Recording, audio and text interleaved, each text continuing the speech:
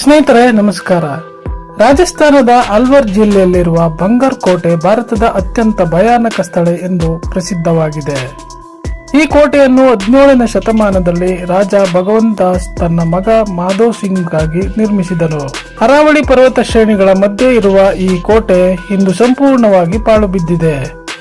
Archaeological survey of India ಇಲ್ಲಿ ಸೂರ್ಯಾಸ್ತದ ನಂತರ ಪ್ರವೇಶವನ್ನು ಕಟ್ಟುನಿಟ್ಟಾಗಿ ನಿಷೇಧಿಸಿದೆ. ಕೋಟೆಯ ಮುಂಭಾಗದಲ್ಲಿ ಸೂರ್ಯಾಸ್ತದ ನಂತರ ಪ್ರವೇಶಿಸಿದರೆ ಕಾನೂನು ಕ್ರಮ ಕೈಗೊಳ್ಳಲಾಗುವುದು ಎಂದು ಎಚ್ಚರಿಕೆ ಫಲಕವಿದೆ. ಈ ಕೋಟೆಯನ್ನು ಶಾಪಗ್ರಸ್ತ ಕೋಟೆ ಎಂದು ಸ್ಥಳೀಯರು ಕರೆಯುತ್ತಾರೆ. ಇಲ್ಲಿನ ವಿನಾಶಕ್ಕೆ ಮುಖ್ಯವಾಗಿ 2 ಜನಪ್ರಿಯ ಕಥೆಗಳು ಕಾರಣವೆಂದು ಹೇಳಲಾಗುತ್ತದೆ. ಮೊದಲನೆಯ ಕಥೆಯು ರಾಜಕುಮಾರಿ ರತ್ನಾವತಿ ಮತ್ತು ಮಾಂತ್ರಿಕ ಸಿಂಗಿಯಾನಿಗೆ ಸಂಬಂಧಿಸಿದೆ. ರತ್ನಾವತಿ ಬಂಗಾರ್ನ ಅತ್ಯಂತ ಸುಂದರ ರಾಜಕುಮಾರಿಯಾಗಿದ್ದಳು. ಆಕೆಯನ್ನು ಹೇಗಾದರೂ ಮಾಡಿ ವಶಪಡಿಸಿಕೊಳ್ಳಬೇಕೆಂದು ಮಾಂತ್ರಿಕ ಸಿಂಗಿಯ ಸಂಚು ರೂಪಿಸಿದನು. ರಾಜಕುಮಾರಿ ಬಳಸುವ ಸುಗಂಧ ದ್ರವ್ಯಕ್ಕೆ ಅವನು ಮಾಟಮಂತ್ರ ಮಾಡಿದನು. ಆದರೆ ರಾಜಕುಮಾರಿಗೆ ಆತನ ಸಂಚು ತಿಳಿದು ಆ ಬಾಟಲಿಯನ್ನು ಒಂದು ದೊಡ್ಡ ಕಲ್ಲಿನ ಮೇಲೆ ಎಸೆದಳು. ಮಂತ್ರದ ಪ್ರಭಾವದಿಂದ ಆ ಕಲ್ಲು ಉರುಳುತ್ತಾ ಹೋಗಿ ಮಾಂತ್ರಿಕನನ್ನೇ ನಜ್ಜುಗುಜ್ಜು ಮಾಡಿತು. ಸಾಯುವ ಮುನ್ನ ಆ ಮಾಂತ್ರಿಕ ಇಡೀ ಬಂಗಾರ್ ನಗರ ನಾಶವಾಗಲಿ ಎಂದು ಶಾಪ ನೀಡಿದನು. ಆ ಶಾಪದ ನಂತರ ನಡೆದ ಯುದ್ಧದಲ್ಲಿ ರಾಜಕುಮಾರಿ ಸೇರಿದಂತೆ ಇಡೀ ನಗರದ ಜನರು ಹತರಾದರು. ಅಂದಿನಿಂದ ಆ ಜನರ ಆತ್ಮಗಳು ಇಂದಿಗೂ ಕೋಟೆಯಲ್ಲೇ ಅಲೆಯುತ್ತಿವೆ ಎಂಬ ನಂಬಿಕೆ ಇದೆ. ಎರಡನೇ ಕಥೆಯು ಸಾಧು ಬಾಲುನಾಥ್ ಎಂಬುವವರ ಶಾಪಕ್ಕೆ ಸಂಬಂಧಿಸಿದೆ. ಕೋಟೆ ನಿರ್ಮಿಸುವ ಮುನ್ನ ಸಾಧು ಬಾಲುನಾಥ್ ಅವರಿಂದ ಅನುಮತಿ ಪಡೆಯಲಾಗಿತ್ತು. ನಿಮ್ಮ ಕೋಟೆಯ ನೆರಳು ನನ್ನ ಮನೆಯ ಮೇಲೆ ಬೀಳಬಾರದು ಎಂದು ಸಾಧು ಷರತ್ತು ಹಾಕಿದ್ದರು. ಆದರೆ ಕಾಲಾನಂತರದಲ್ಲಿ ರಾಜಕುಮಾರ ಕೋಟೆಯ ಎತ್ತರವನ್ನು ಹೆಚ್ಚಿಸಿದರು. ಇದರಿಂದಾಗಿ ಕೋಟೆಯ ನೆರಳು ಸಾಧುವಿನ ನಿವಾಸದ ಮೇಲೆ ಬಿತ್ತು. ಕೋಪಗೊಂಡ ಸಾಧು ಇಡೀ ಕೋಟೆ ವಿನಾಶವಾಗಲಿ ಎಂದು ಶಾಪ ನೀಡಿದರು. ಈ ಕಾರಣದಿಂದಲೇ ಇಂದಿಗೂ ಅಲ್ಲಿ ಯಾವುದೇ ಕಟ್ಟಡ ನಿರ್ಮಿಸಿದರೂ ಅದು ಉಳಿಯುವುದಿಲ್ಲ ಎನ್ನಲಾಗುತ್ತದೆ. ಬಂಗಾರ್ ಕೋಟೆಯ ಸುತ್ತಮುತ್ತ ಇರುವ ಮನೆಗಳಿಗೆ ಮೇಲ್ಛಾವಣಿ ಇಲ್ಲದಿರುವುದು ಆಶ್ಚರ್ಯಕರ ಸಂಗತಿ. ಜನರು ಮನೆಗೆ ಛಾವಣಿ ಹಾಕಲು ಪ್ರಯತ್ನಿಸಿದರೆ ಅದು ತಾನಾಗಿಯೇ ಕುಸಿದು ಬೀಳುತ್ತದೆ. ಇಲ್ಲಿನ ಮಾರುಕಟ್ಟೆ ಪ್ರದೇಶದಲ್ಲಿ ಹಗಲು ಹೊತ್ತಿನಲ್ಲೇ ವಿಚಿತ್ರ ಅನುಭವಗಳಾಗುತ್ತವೆ ಎಂದು ಪ್ರವಾಸಿಗರು ಹೇಳುತ್ತಾರೆ. ಈ ಕೋಟೆಯೊಳಗೆ ಹೋದವರಿಗೆ ಯಾರೋ ತಮ್ಮನ್ನು ಗಮನಿಸುತ್ತಿದ್ದಾರೆ ಎಂಬ ಭಾವನೆ ಕಾಡುತ್ತದೆ. ರಾತ್ರಿ ವೇಳೆ ಇಲ್ಲಿ ಹೆಣ್ಣು ಮಕ್ಕಳ ಚೀರಾಟದ ಸದ್ದು ಕೇಳಿಸುತ್ತದೆ ಎಂಬ ವದಂತಿ ಇದೆ. ಕೋಟೆಯ ಒಳಗಿರುವ ನೃತ್ಯ ಮಂಟಪದಲ್ಲಿ ನೂಪುರದ ಸದ್ದು ಕೇಳಿಸುತ್ತದೆ ಎಂದು ಹೇಳಲಾಗುತ್ತದೆ. ಅನೇಕ ಜನರು ರಾತ್ರಿ ವೇಳೆ ಇಲ್ಲಿ ತಂಗಲು ಪ್ರಯತ್ನಿಸಿ ಪ್ರಾಣ ಕಳೆದುಕೊಂಡಿದ್ದಾರೆ ಎಂಬ ಕಥೆಗಳಿವೆ. ಒಮ್ಮೆ 3 ಯುವಕರು ರಾತ್ರಿ ಇಲ್ಲಿ ಉಳಿದುಕೊಂಡಾಗ ಅವರಲ್ಲಿ ಒಬ್ಬ ಬಾವಿಗೆ ಬಿದ್ದು ಸಾವನ್ನಪ್ಪಿದ್ದನಂತೆ. ಅಂದಿನಿಂದ ಪೊಲೀಸರು ರಾತ್ರಿ ಹೊತ್ತು ಇಲ್ಲಿ ಯಾರನ್ನು ಬಿಡುವುದಿಲ್ಲ. ಕೋಟೆಯ ಆವರಣದಲ್ಲಿ ಹಳೆಯ ದೇವಾಲಯಗಳು ಇವೆ. ಗೋಪಿನಾಥ್ ದೇವಾಲಯ, ಸೋಮೇಶ್ವರ ದೇವಾಲಯ ಮತ್ತು ಹನುಮಾನ್ ದೇವಾಲಯಗಳು ಇಲ್ಲಿವೆ. ಈ ದೇವಸ್ಥಾನಗಳಿಗೆ ಮಾತ್ರ ಯಾವುದೇ ಹಾನಿಯಾಗಿಲ್ಲ ಎಂಬುದು ವಿಶೇಷ. ವಿಜ್ಞಾನಿಗಳು ಇಲ್ಲಿ ಘಟನೆಗಳನ್ನು ಕೇವಲ ಭ್ರಮೆ ಅಥವಾ ಮಾನಸಿಕ ಭಯ ಎಂದು ಕರೆಯುತ್ತಾರೆ. ಆದರೆ ಪ್ಯಾರಾನಾರ್ಮಲ್ ತಜ್ಞರು ಇಲ್ಲಿ ವಿಚಿತ್ರ ಶಕ್ತಿಯ ಅಲೆಗಳು ಇರುವುದನ್ನು ಪತ್ತೆ ಹಚ್ಚಿದ್ದಾರೆ. ಕೋಟೆಯ ಗೋಡೆಗಳ ಮೇಲೆ ವಿಚಿತ್ರ ಕೆತ್ತನೆಗಳು ಮತ್ತು ಮಂತ್ರಗಳ ಕುರುಹುಗಳಿವೆ. ಪ್ರವಾಸಿಗರು ಇಲ್ಲಿನ ಫೋಟೋ ತೆಗೆದಾಗ ಕೆಲವು ಫೋಟೋಗಳಲ್ಲಿ ವಿಚಿತ್ರ ನೆರಳುಗಳು ಕಾಣಿಸಿಕೊಂಡ ಉದಾಹರಣೆಗಳಿವೆ. ಈ ಕೋಟೆಯ ಹತ್ತಿರ ಹೋದಂತೆ ವಾತಾವರಣದಲ್ಲಿ ದಿಢೀರ್ ಬದಲಾವಣೆ ಕಂಡುಬರುತ್ತದೆ.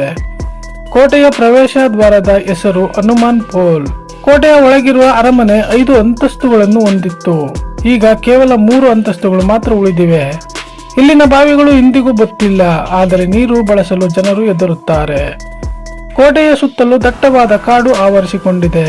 ಕಾಡು ಪ್ರಾಣಿಗಳಿಗಿಂತಲೂ ಇಲ್ಲಿನ ರಹಸ್ಯಗಳೇ ಜನರನ್ನು ಹೆಚ್ಚು ಭಯಪಡಿಸುತ್ತವೆ. ಸಂಜೆ 6 ಗಂಟೆಯ ನಂತರ ಇಡೀ ಪ್ರದೇಶ ಸ್ಮಶಾನ ಮೌನಕ್ಕೆ ಜಾರುತ್ತದೆ. ಸ್ಥಳೀಯರು ಹೇಳುವ ಪ್ರಕಾರ ರಾತ್ರಿ ವೇಳೆ ಕೋಟೆಯಲ್ಲಿ ದೀಪಗಳು ತಾನಾಗಿಯೇ ಉರಿಯುತ್ತವೆ. ಬಂಗಾರ್ ಕೋಟೆಯ ಇತಿಹಾಸವು ಸುಮಾರು 400 ವರ್ಷಗಳಷ್ಟು ಹಳೆಯದು. ಈ ನಗರವು ಒಮ್ಮೆ ಅತ್ಯಂತ ಶ್ರೀಮಂತ ವ್ಯಾಪಾರ ಕೇಂದ್ರವಾಗಿತ್ತು. ಕೇವಲ ಒಂದು ರಾತ್ರಿಯಲ್ಲಿ ಇಡೀ ನಗರ ಖಾಲಿಯಾಯಿತು ಎನ್ನುವುದು ಇಂದಿಗೂ ಬಗೆಹರಿಯದ ಒಗಟು. ಇಲ್ಲಿನ ಕಲ್ಲುಗಳಲ್ಲಿ ಒಂದು ರೀತಿಯ ವಿಚಿತ್ರ ವಾಸನೆ ಬರುತ್ತದೆ ಎಂದು ಕೆಲವು ಪ್ರವಾಸಿಗರು ಹೇಳಿದ್ದಾರೆ. ಪ್ರಪಂಚದ 10 ಅತ್ಯಂತ ಭಯಾನಕ ಸ್ಥಳಗಳ ಪಟ್ಟಿಯಲ್ಲಿ ಬಂಗಾರ್ ಕೂಡ ಸೇರಿದೆ. ಸಿನಿಮಾ ಶೂಟಿಂಗ್ ಮಾಡಲು ಇಲ್ಲಿಗೆ ಬಂದವರು ಕೂಡ ಅನೇಕ ತೊಂದರೆ ಅನುಭವಿಸಿದ್ದಾರೆ. ಇಲ್ಲಿನ ಇತಿಹಾಸವನ್ನು ಅಗೆದಷ್ಟು ಹೊಸ ರಹಸ್ಯಗಳು ಹೊರಬರುತ್ತವೆ. ಇಲ್ಲಿನ ಮರಗಳು ಕೂಡ ವಿಚಿತ್ರವಾಗಿ ಬೆಳೆದಿವೆ. ಅವುಗಳಿಗೆ ಎಲೆಗಳೇ ಇರುವುದಿಲ್ಲ. ಬಂಗಾರ್ ಕೋಟೆಯನ್ನು ಬೆಳಗ್ಗೆ ಸ್ವರ್ಗ, ರಾತ್ರಿ ನರಕ ಎಂದು ಬಣ್ಣಿಸಲಾಗುತ್ತದೆ. ಇಲ್ಲಿನ ಸೌಂದರ್ಯವು ಪ್ರವಾಸಿಗರನ್ನು ಸೆಳೆದರೆ ಅದರ ಇತಿಹಾಸವು ನಡುಗಿಸುತ್ತದೆ. ಕೋಟೆಯ ಪಕ್ಕದಲ್ಲಿರುವ ನದಿ ಕೂಡ ಒಣಗಿ ಹೋಗಿದ್ದು ಅಶುಭ ಸಂಕೇತವೆಂದು ಪರಿಗಣಿಸಲಾಗುತ್ತದೆ. ಅನೇಕ ಯೂಟ್ಯೂಬರ್ಗಳು ಇಲ್ಲಿ ರಾತ್ರಿ ಕಳೆಯಲು ಪ್ರಯತ್ನಿಸಿ ಸೋತು ಮರಳಿದ್ದಾರೆ. ಇಲ್ಲಿನ ಗಾಳಿಯಲ್ಲಿ ಒಂದು ರೀತಿಯ ಭಾರವಾದ ಅನುಭವವಾಗುತ್ತದೆ. ಸ್ಥಳೀಯ ಗ್ರಾಮಸ್ಥರು ಈ ಕೋಟೆಯ ಬಗ್ಗೆ ಮಾತನಾಡಲು ಇಂದಿಗೂ ಹಿಂಜರಿಯುತ್ತಾರೆ. ಹಗಲಿನಲ್ಲಿ ಹೋದರೆ ಇದು ಕೇವಲ ಕಲ್ಲುಗಳ ರಾಶಿಯಂತೆ ಕಾಣುತ್ತದೆ, ಆದರೆ ನೆರಳುಗಳು ಉದ್ದವಾಗುತ್ತಿದ್ದಂತೆ ಇಲ್ಲಿನ ವಾತಾವರಣವೇ ಬದಲಾಗುತ್ತದೆ. ಕೋಟೆಯ ಗೋಡೆಗಳು ಅತೀಂದ್ರಿಯ ಶಕ್ತಿಗಳ ಭದ್ರಕೋಟೆಯಾಗಿವೆ ಎಂದು ಮಾಂತ್ರಿಕರು ನಂಬುತ್ತಾರೆ. ಈ ಕೋಟೆಯು ಜೈಪುರದಿಂದ ಸುಮಾರು 80 ಕಿಲೋಮೀಟರ್ ದೂರದಲ್ಲಿದೆ. ಪ್ರತಿ ವರ್ಷ ಸಾವಿರಾರು ಜನರು ಇಲ್ಲಿನ ರಹಸ್ಯ ನೋಡಲು ಬರುತ್ತಾರೆ, ಆದರೆ ಯಾರೂ ಕೂಡ ನಿಯಮ ಮೀರಿ ರಾತ್ರಿ ಉಳಿಯುವ ಸಾಹಸ ಮಾಡುವುದಿಲ್ಲ.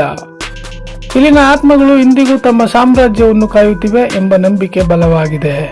ಬಂಗಾರ್ ಎಂಬ ಹೆಸರು ಕೇಳಿದರೆ ರಾಜಸ್ಥಾನದ ಜನರಲ್ಲಿ ಒಂದು ರೀತಿಯ ನಡುಕ ಉಂಟಾಗುತ್ತದೆ. ಇತಿಹಾಸಕಾರರ ಪ್ರಕಾರ ಇಲ್ಲಿ ದೊಡ್ಡ ಕ್ಷಾಮ ಅಥವಾ ಯುದ್ಧ ನಡೆದಿರಬಹುದು, ಆದರೆ ಜನರ ಮನಸ್ಸಿನಲ್ಲಿರುವ ಮಾಂತ್ರಿಕನ ಕತೆ ಇಂದಿಗೂ ಜೀವಂತವಾಗಿದೆ. ಈ ಕೋಟೆಯ ರಹಸ್ಯವನ್ನು ಭೇದಿಸಲು ಹೋದ ಅನೇಕರು ವಿಚಿತ್ರವಾಗಿ ವರ್ತಿಸಲು ಶುರು ಮಾಡಿದ್ದಾರೆ. ಇಲ್ಲಿನ ಮಣ್ಣಿನಲ್ಲಿ ಸಾವಿನ ವಾಸನೆ ಇದೆ ಎಂದು ಹೇಳುವವರು ಇದ್ದಾರೆ. ನೀವು ಸಾಹಸ ಪ್ರವೃತ್ತಿಯವರಾಗಿದ್ದರೆ ಹಗಲಿನಲ್ಲಿ ಬಿಲ್ಲಿಗೆ ಭೇಟಿ ನೀಡಬಹುದು, ಆದರೆ ಸೂರ್ಯ ಮುಳುಗುವ ಮೊದಲೇ ನೀವು ಕೋಟೆಯ ಗಡಿ ದಾಟಿರಬೇಕು. ಭಾರತ ಸರ್ಕಾರವು ಈ ಸ್ಥಳವನ್ನು ಪ್ರೊಟೆಕ್ಟೆಡ್ ಮಾನ್ಯುಮೆಂಟ್ ಎಂದು ಘೋಷಿಸಿದೆ. ಬಂಗಾರ್ ಕೋಟೆ ಕೇವಲ ಪ್ರವಾಸಿ ತಾಣವಲ್ಲ, ಅದೊಂದು ನಿಗೂಢ ಲೋಕ. ವಿಜ್ಞಾನ ಮತ್ತು ಮೂಢನಂಬಿಕೆ ನಡುವಿನ ಸಂಘರ್ಷಕ್ಕೆ ಈ ಕೋಟೆ ಸಾಕ್ಷಿಯಾಗಿದೆ. ಈ ಕಥೆಗಳನ್ನು ಕೇಳಿದ ಮೇಲೆ ನಿಮಗೆ ಈ ಕೋಟೆ ನಿಜಕ್ಕೂ ಭಯಾನಕ ಎನಿಸುತ್ತದೆಯೇ? ಈ ಕೋಟೆಗೆ ಭೇಟಿ ನೀಡುವ ಧೈರ್ಯ ನಿಮಗಿದ್ದರೆ ಒಮ್ಮೆ ಹೋಗಿ ಬನ್ನಿ, ಆದರೆ ಎಚ್ಚರವಿರಲಿ. ಈ ವಿಡಿಯೋ ನೋಡಿದ್ದಕ್ಕಾಗಿ ಧನ್ಯವಾದಗಳು ಸ್ನೇಹಿತರೆ.